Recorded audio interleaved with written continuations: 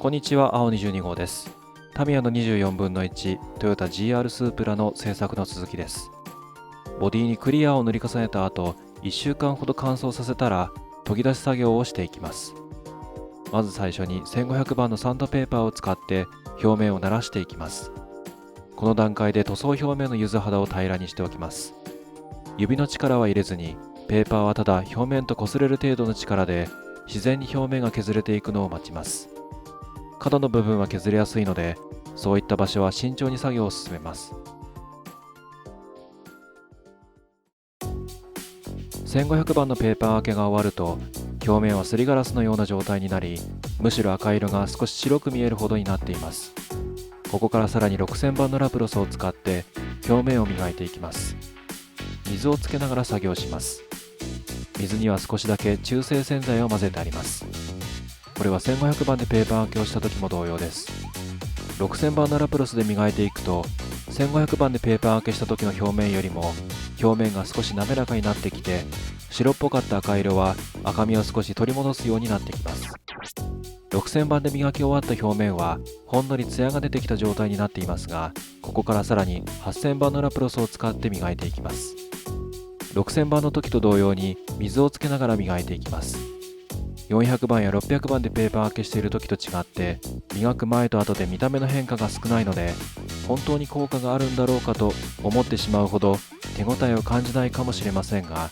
慣れてくると6000番と8000番で磨いた表面は見た目は明らかに違うと分かるようになります。8000番で磨き終わると明らかに表面のツヤが増しているのが分かります。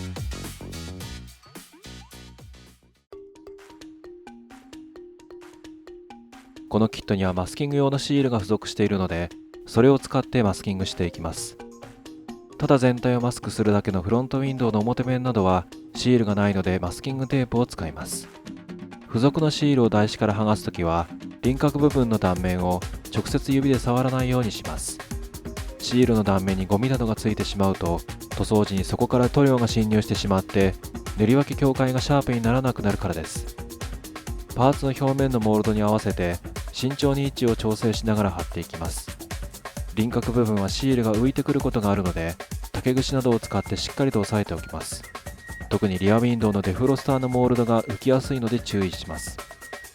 最近のカーモデルのキットには各社それぞれマスキングシールが付属するようになりましたが、サイズや形などの精度はメーカーによって様々なようです。とりわけ今回のキットに関しては、最新のタミヤのキットというだけのことはあり、それらの精度はかなり高くできているようです。モールドの形に合わせればほとんど誤差なくぴったりと合うようにできています。実はこれは何気にすごいことだと思います。CAD のデータがあるから簡単ではないかと思うかもしれませんが、CAD のデータは立体なのに対してシールは平面です。立体の曲面上の線を平面に落とし込むというのは、たとえデータがあったとしても平面化した時にわずかな誤差が生じるはずです。今回のキットのように正確な形状にするためにはかなり高度な微調整を行っていると思うので、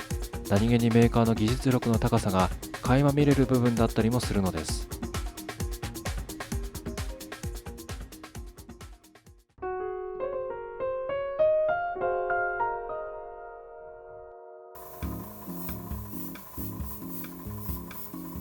マスキングが終わったら塗装していきます。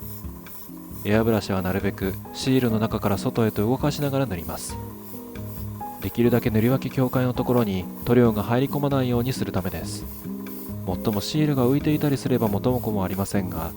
塗っている最中にエアブラシの風圧によってシールを浮かせてしまうこともないわけではありません。なのでなるべくエアブラシをシールの下に風が入らない角度で拭くようにします。このような塗り方をしていれば、塗り分け境界のところに塗料が集まってくるのを多少抑える効果もあるようです。普通に塗っていると表面張力によってどうしても塗り分け境界のところに塗料が集まってきてしまうので、シールを剥がした時に境界のところの塗膜の段差が大きくなってしまいます。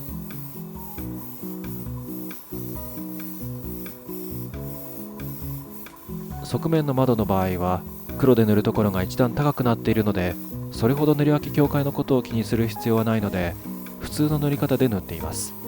ただシールの粘着力は剥がしやすさも考慮してあることもあって、それほど強力というわけでもないので、シールが剥がれてきていないかは常に注意します。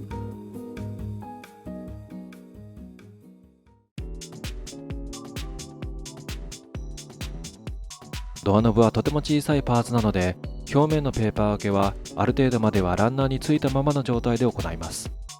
といってもゲートなどの関係で限界はあるので、できるところまでペーパー分けが済んだらランナーから切り離します。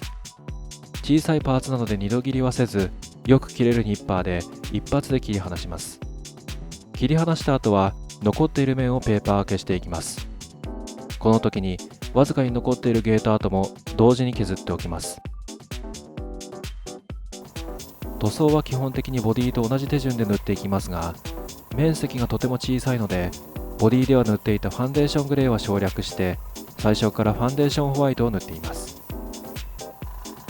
ファンデーションホワイトが乾いたら、やはりボディと同様に赤を塗っていきます。面積が小さいので、色ムラについてはほとんど気にする必要はありませんが、それよりも塗りすぎて濃くならないように、常にボディの色と比べて濃さを確認しながら塗っていきます。最後にこれもやはりボディと同様でクリアを塗っていきます。ただしクリアを塗る回数はボディと異なり2回で切り上げています。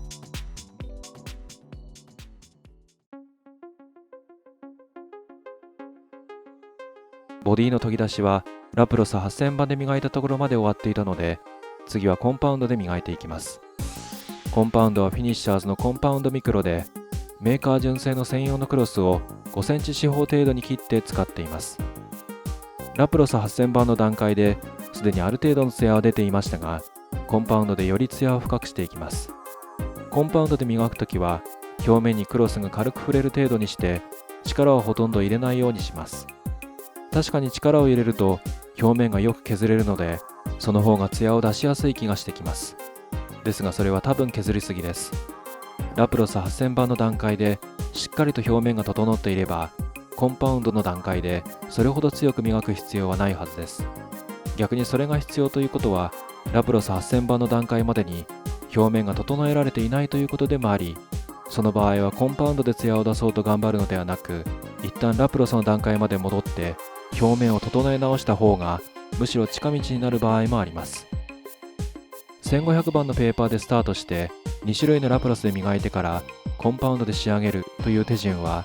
説明の都合上一直線でその順番で仕上げるような説明をしていますが、実際には場所によっては手順を遡って作業を行っていることがあります。